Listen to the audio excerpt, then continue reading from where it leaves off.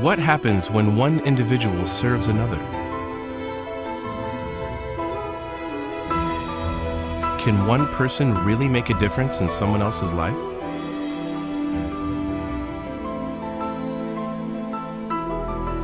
In a world filled with need, where does one even start?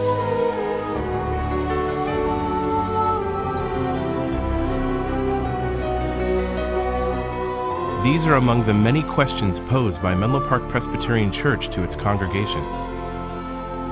The response was Compassion Weekend, a time when people of faith set out to serve those in need, a time when many became one, spreading the love of God through action, in schools, communities, and half a world away.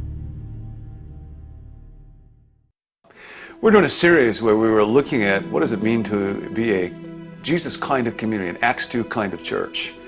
And Richard Foster has written a book called Streams of Life. And one of those streams that he talks about is social action, that a part of the history and identity of the church has been seeking to serve the world.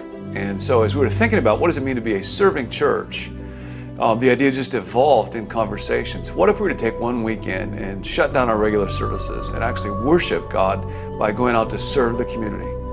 And a lot of times in the church, we talk about things like servanthood, but sometimes we talk a better game than we actually live it. And there is something about literally rolling up your sleeves and getting to work serving that exposes you to human need and changes your heart way, way more than reading a book or listening to a message. What we're really hoping gets communicated is that people who follow Jesus are first and foremost servants.